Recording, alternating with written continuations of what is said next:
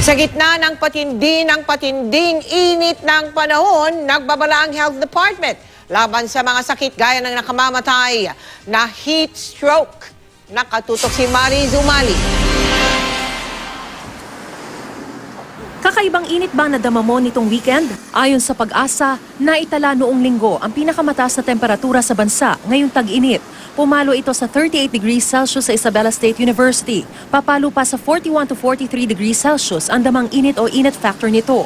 Pero humanda raw dahil mas titindi pa ang init. Mas ina-expect pa natin na mas iinit yung ating actual temperature, lalo na sa buwan ng Mayo hanggang bago magtag-ulan. So we are expecting 35 to 38 degrees Celsius. Oras daw na tumaas pa sa 37 degrees Celsius ang temperatura, mapanganib na ito sa tao lalo na sa mga nabababad sa ilalim ng araw. Lalo na kung tumuntong pa sa 41 degrees Celsius pataas ang temperatura, dito na nagiging prone sa matinding heat cramps, heat exhaustion at heat stroke ang isang tao. Nagaganap ang heat stroke kapag ang panloob na temperatura ng katawan ay tumungtong o lumagpas na sa 40 degrees Celsius, dala ng sobrang init ng panahon. Lagpas-lagpas na ito sa normal na temperatura ng tao na 37 degrees Celsius. Kapag ang temperature mas mainit pa dito, mas lalo pang nahihirapan yung katawan natin and the body will have to adjust. Kailangan niya kasing i-cool down yung sarili niya dahil above 37.5 hindi na normal yung function ng katawan natin dahil parang may lagnat na.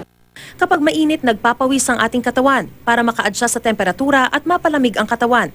Pero kapag sobrang mainit, maaaring tumaas ng tumaas yung iyong temperature sa body mo, pagkatapos mas lalo pang madideplete yung iyong blood volume at lalo ka manghihina.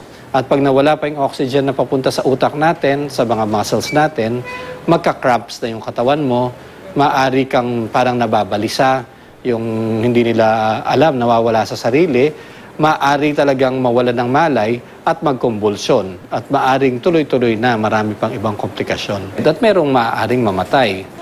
Ngayong umiinit ang panahon, kanya-kanya na ng paraan sa pagpapalamig ang ating mga kababayan.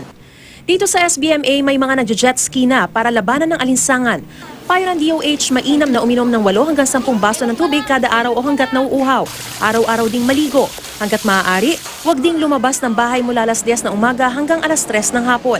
At kapag may inatake ng heat stroke, pwede natin tanggalin yung damit niya, punasan siya ng basang tuwalya, lagyan ng yelo sa mga kilikili, sa singit. Nakakatulong ito to bring down the temperature immediately. Mariz Umali, Nakatutok, 24 Oras.